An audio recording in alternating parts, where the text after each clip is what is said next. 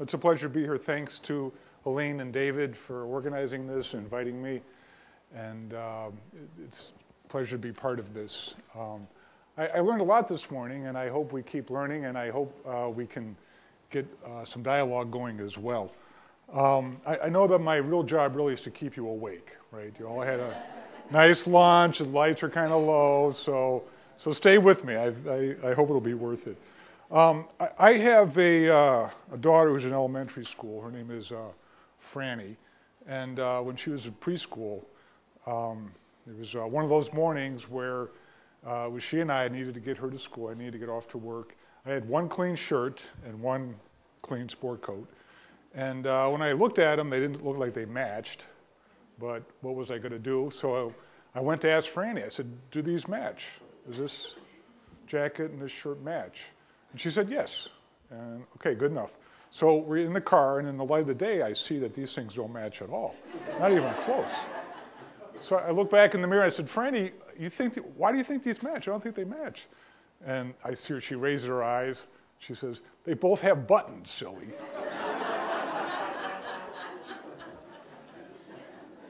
So I think this is kind of part of the joy and responsibility of being a developmental psychologist, and that is looking at life, or whatever we're looking at, from the young person's perspective, the person we're trying to understand. How do they see it? We might think we see it the way they do, but quite often we don't.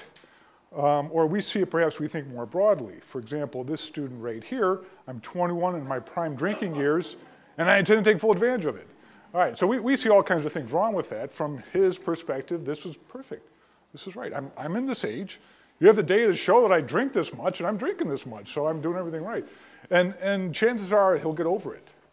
All right. Most of the time, people drink excessively, even use drugs excessively, and they get over it. And I'm sure you've had a lot of experiences with that. Or perhaps maybe you only see the ones for whom it doesn't work out. The thing is, though, when they go down this path, they can hurt themselves or somebody else. And there's no free pass. You can't think you're going to get over it necessarily. So we're talking about a very clear developmental transition, perhaps one of the biggest ones in life, from high school to whatever comes after that. Sometimes it's college, sometimes there's a big thing in the literature, do we call it emerging adulthood, a new stage of life? What is this time out of high school? And I think a lot of us like to think about it as just numerous transitions going on at once. Some fundamental changes in how the brain works. We saw some of that from Krista's talk today. Also in the major domains of affiliations, how you get along with your parents, how you get along with peers, achievement-related transitions, going on to school, going on to work. These are major, concentrated in a very short amount of time, major life transitions going on all at once. And of course, identity, how they see themselves, and how they're finding out, how they're experimenting to learn more about themselves in a very short amount of time. These transitions vary historically and culturally and subculturally, but in fact, how some of us maybe experience these transitions is not how it's experienced today. And these transitions that we're looking at can contribute to changes in health and well-being. And how so? Well, multiple transitions all at once can overwhelm one's coping capacity, or sometimes it can create a mismatch between what you need and what the new context is providing. And so all that can kind of contribute to problems. And so the question for me and for a lot of us is, are these problems momentary, or are they indeed turning points? And I'll show you some data on that. The transition to college is a global transition with changes in all the domains I just mentioned. At the same time, we see increased substance use and problems with substance use, and I don't think this is a coincidence that these two are happening at the same time. All right, so today I'm going to start by talking about historical trends in substance use as a function of college status. And then I'm going to look at developmental trends in substance use as a function of college status, including dropping out of college. And then we'll close with looking at different types of binge drinkers, and I'll say more about that when we get there. Okay, so this is drawn from the Monitoring the Future study. This is NIDA funded, and we look at substance use and adjustment among adolescents and young adults. We have annual surveys of high school seniors. This is since 1975 when I was in high school, so I wasn't with them at that point. These are nationally represented samples, about 17,000 students per year. These are in-school administration of questionnaires. We have a longitudinal component where we randomly select about 2,400 each year and follow them into young adulthood and beyond every 2 years up to age 30, and then We recently added the middle adulthood surveys as well every 5 years.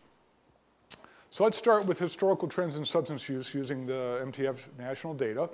And see this guy's about ready to jump. We'll see what happens there. College students are defined, and this is, we've already learned that defining college students can be problematic. We're doing it pretty simply. That is, we're looking at them from when they're first to fourth year out of high school. Are they enrolled as a full-time student in a four-year college or not? And in contrast to non-college peers. So this is what illicit drug use looks like for the college students from 1981 to 2009. So we had quite a, and actually if we could have gone back further here, it would have been worse. All right, so there's been a decline that sort of reached its bottom at about the early 90s and then increased a bit and stayed fairly steady since then.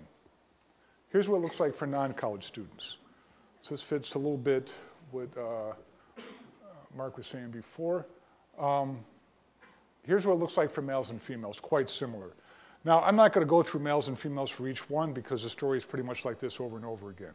Males tend to use more than females for most drugs. When there are exceptions, I'll mention it to you.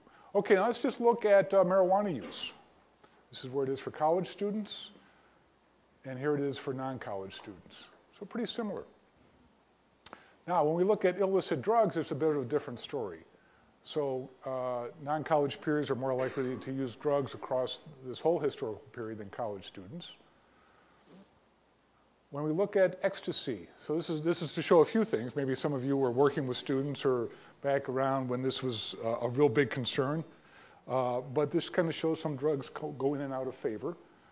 Makes our job quite challenging to know what's in favor and also to know if we get it early enough that we can catch it before it starts going up. You'll see we don't always do that. And here's what it looks like for non-college students. Quite similar pattern. Looking at, this is Vicodin. Obviously, we didn't quite get there in time to catch this. And we see it's a lot higher for non-college students. And then OxyContin, which, wow, it's ticked up lately. It's a bit of a surprise to us. We didn't quite see this coming. It's not quite there for non-college students. Okay, so let's now look at cigarettes. Here's some good news. All right, so here's college, no surprise to anybody, here's college students and here's non-college students. Very similar patterns, just that non-college peers are a bit higher, but similar historical pattern. And here it is for 30-day alcohol use. Guess where the college students are versus their non-college peers? Right about there, okay. A little bit lower, all right. So this is the only one for which they're a little bit higher, except, of course, binge drinking, too. What I find remarkable here is just how, I mean, you've seen a lot of changes I just showed you across 3 decades. What hasn't changed is that orange line. It's changed a little bit, but my goodness, what's keeping that in place? Around 40% have binge drinked in the last 2 weeks across college, across 3 decades. It's hard to budge that number, I guess. Looks like it's going down a little bit, but I wouldn't be surprised if that doesn't, that might not, we might not see that next year. Okay, so kind of over the past 3 decades, drug use, illicit drug use was highest in the early 80s, lowest in the early 90s, increased some during the 90s, and then has been pretty steady state since then. College students' rates are pretty much always lower than non-college peers for illicits, except for marijuana, they're about the same, and cigarettes. But drinking, especially binge drinking, is higher for college students. Probably no surprise for anyone in this room, right?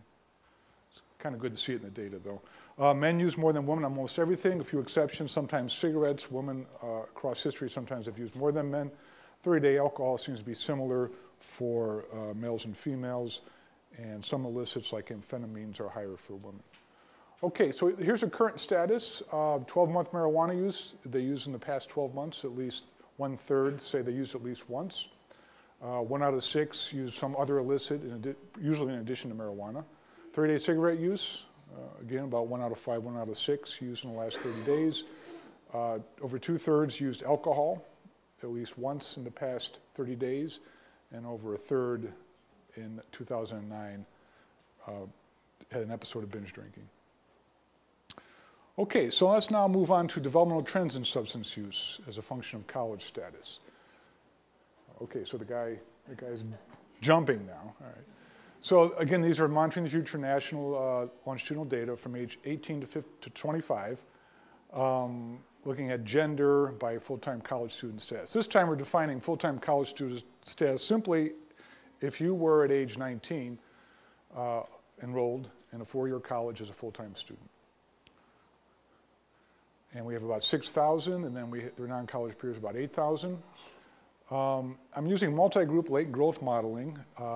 For those of you who follow this, we're using piecewise models to look at both at the intercept, the growth from age 18 to 21, and then the rate of decrease from age 21 to 25. If that doesn't make sense to you, don't worry about it, although you have to endure this for a moment. This is a model, so this is, those ones are time steps or factor loadings for those of you into this. This is the slope 1, which is modeling rate of change from age 18 to 21. This is slope 2, modeling the rate of change from 21 to 25. If you don't get this, don't worry about it, because I'm going to present the means. The means I'm going to show are from the models, so they're predicted, not real, but they're from the accepted models. And the punchline is going to be that across, whenever I looked at full-time college students versus non-college peers, they're always different. All right, so that's the punchline of all the analyses. All right, so here's looking at binge drinking full-time college students versus their non-college peers at age 18. We see that those who do not become college students versus those who do at age 18 when they're all seniors in high school, the non-students are higher. But college students go up faster. So their rate of change is a lot faster from age 18 to 21, and then their decline's a lot faster as well. So there's that peak perhaps you've seen before where college students rise quickly then drop off, where their non-college peers aren't quite doing the same thing. Okay, and this is by gender, real quick, it's the same thing, just that males tend to be higher, but once again, in males and females college students, we see that slower beginning point, faster rise, and then a little bit faster drop off. I'm not going to show you gender again and again because it's kind of the same story, and I know my time's probably already running short. By the way, binge drinking is 1 is none in the past 2 weeks, 2 is once in the past 2 weeks. And you'll see the top part of the scale in a little bit. Okay, now we're looking at 30-day marijuana use. Once again, we have the non-college, those who do not become college students, being higher at age 18 when they're seniors in high school on marijuana use, 30-day marijuana use, and then those who become full-time college students. Then we see that college students are escalating, whereas those who don't go on to college are starting to decline in marijuana use. And then from 21 to 25, we see that they're both are declining. So different developmental pattern here. Now, dropping out of college. So how does dropping out of college relate to these developmental patterns that I've been showing you? So if we were to take a naive perspective, we would say, all right, so probably those who drop out of college have higher starting points, higher intercepts, all right? And because they drop out, maybe what they have is a faster rate of change to reflect the problems they're having, right? And maybe that's why they're dropping out. And then maybe they have a slower rate of decrease after they drop out, because when they drop out, perhaps they're doing more drugs. All right, that's a pretty naive perspective, and you probably don't believe it. So let's see what the data say. But first, stay-ins are defined as they were full-time enrolled in college at waves 2 and 3, so when they were 19 and 21. And dropouts, they were enrolled the same way at wave 2, but then they did not come back to college at wave 3, 4, or 5. So not stopouts, these are dropouts. We have stopouts, but that's a different talk. All right, we have about 4,400 stay-ins and 600 dropouts. Okay, again, using multi-group late growth modeling piecewise. Okay, so here's stay-ins and dropouts. So dropouts have higher intercepts, higher starting points. And then I guess this is the real story. But those who stay in have a faster increase than the dropouts. And people are dropping out somewhere between here and here. All right. So a faster rise does not predict dropping out. In fact, a faster rise predicts staying in. Okay, and then a pretty similar drop-off. All right, see how it works for marijuana use. doesn't work so well for marijuana use. So this is pretty specific to binge drinking. Let me go right back to that so you can keep that in mind. That's what I just showed you. All right, but it's not there for marijuana use. Okay, so quick summary, full-time college students compared to non-college peers. So full-time college students who go off to college have a lower age 18 binge drinking, faster increase between 18 to 21, where they surpass the level of their non-college peers, and a faster decrease 21 to 25. For marijuana use, they have lower use at age 18, somewhat of a faster increase from 18 to 21, where we see a decrease for non-college students during that same time. When we look at college dropouts versus stay-ins, the dropouts have higher age 18 binge drinking, slower increase. That is a slower increase from 18 to 21. I didn't tell you this before, but this is a stronger pattern for women than for men. And also, the dropouts have a higher rate of marijuana use at age 18, and a slightly lower increase from 19 to 21. This is a stronger pattern for men. For women, there's no difference. Okay, so now let's move to the third part, and that is looking at developmental types of binge drinkers, where I'm going to focus a lot on four-year college students. Okay, he made it. So using the MTF National Longitudinal Data, 4 waves 18 to 24, weighed in about 20,000. Binge drinking is defined as 5 or more drinks in a row. We're grouping people by how they change or don't change in terms of frequent binge drinking. And that is having 2 episodes of that in the past 2 weeks. So remember, we're grouping people over time by how they change or don't change in that variable. The trajectory groups that we're focusing on, originally they were, we kind of made them up, which people might call blatant growth modeling. Anybody's into this. But then we went back and did it the real way using growth mixture modeling and found very similar trajectory groups. Okay, Jason already showed this. This is kind of what it looks like of just looking at the total sample. This is college students and non-college students together, non-college peers. All right, then we have this crazy group up here, the chronic group that Jason talked about, and this is 6% of the sample. And across this period, every 2 weeks, they were out 3 to 5 times across that 2-week period, binge drinking. Higher for males than for females, no surprise. Then we have the decreased group, the rare group, engaged in a little bit, but not much, the increased group, and the famous fling group. We picked fling because we couldn't think of a better word, and it seemed to fit, you know, like it's kind of a long-term fling, but it's just a fling. So what I like, what this helps me think of is that hidden within kind of the norm, there's all kinds of different trajectories going on. And some are more worrisome than others, and some are more likely to be in college than others. So let's now look at that. So we have students versus non-students.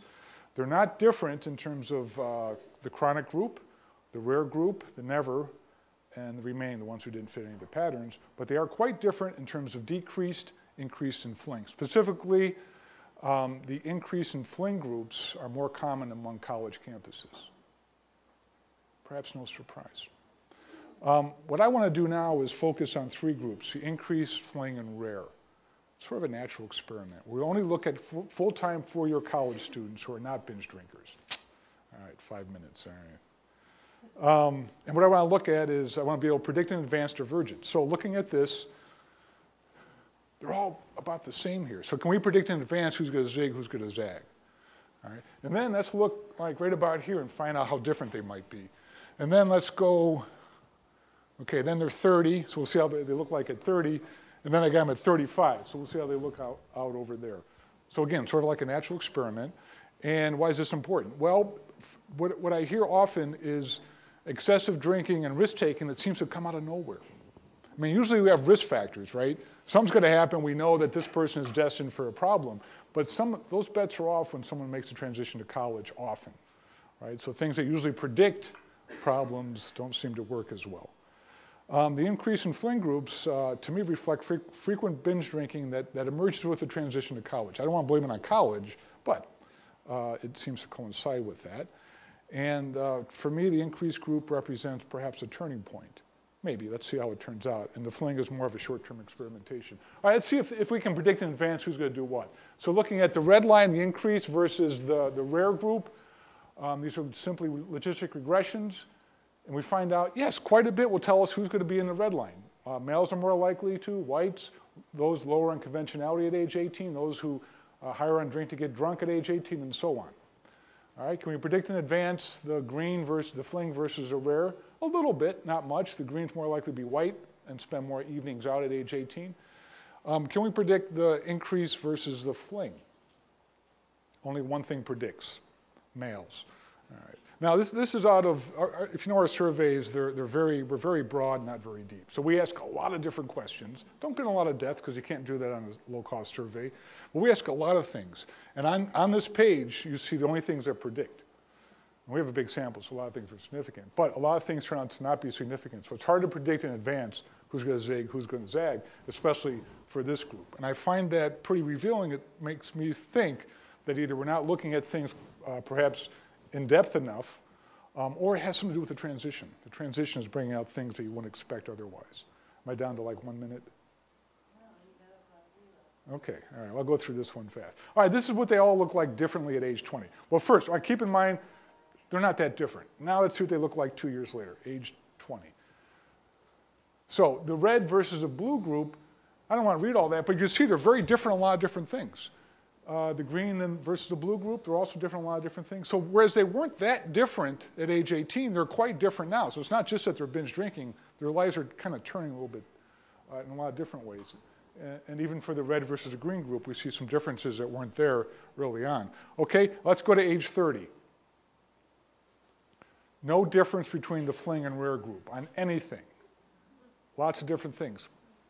Work, marriage, parental competence, political attitudes, everything. No differences. If anything, the fling group looks a little bit more competent. I don't want to put that in the slide, though. All right. And then, so we can combine those two and look at the fling and rare versus the increase. And the increase is higher on binge drinking, and this is at age 30, higher on all these things. They look like they probably did 20 years ago. So somehow, even though the fling and the rare were quite different in college, we fast forward to age 30, they're not that different at all. Whereas the increase group is quite different. So, you know, you might think, okay, maybe we shouldn't worry about the fling, but wait, there's more. So here's age 35, and this is alcohol use disorder, and this is kind of rates of alcohol use disorder, and we see that, yes, we should still be worried about the fling group. All right, an elevated risk compared to the rare in terms of having alcohol use disorder at age 35. So we can't say they got away scot-free. All right, something's going on there. Okay. So quick summary, there's different developmental types of drinkers, suggesting that the normative trend can be quite deceptive. For me, this kind of gives a window into the question of whether colleges inherit problem drinkers or not. Well, yes and no. They inherit chronic drinkers, the chronic group, but they're not, you know, the other three groups I focused on, they weren't drinking a whole lot until they got on to college. Of course, these groups are also evident in the non-college group. For me, the fling suggests this kind of temporary experimentation, which a lot of us might think of what these young adults are going through. Whereas the increase, this is a scarier group. This suggests to me a turning point. Something happened during the transition to college, or transition out of high school. Lots of things went wrong, and you look at them at age 30, they look quite different. You wouldn't predict they would have got there based on what you knew about them in adolescence.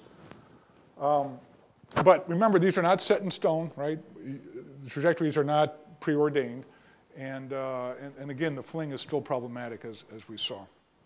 Intervention implications, I'm out of my depth here in this room, but let me just say a few things. For me, what's cool about looking at developmental transitions is that there's a lot of things happening at once. A lot of changes are already happening. And so it seems to be an ideal time, an ideal window for changing things. So moving things are already changing, but moving in a different direction you think they ought to be changing in. It seems obvious that to the extent that we can facilitate the transition to college, the better off we're going to be. It's easy for me to say that. I know how hard that can be. One cautionary note is that common risk factors we see is this kid's in trouble based on high school. That might not apply. And I think that's a little bit of a scary idea. And then I don't know if we could have targeted approaches based on what trajectory one person is on, keeping in mind that they're not set in stone. Okay. Conclusions and implications, I kind of hesitate saying this, but looking at historical trends, we're not looking that bad right now.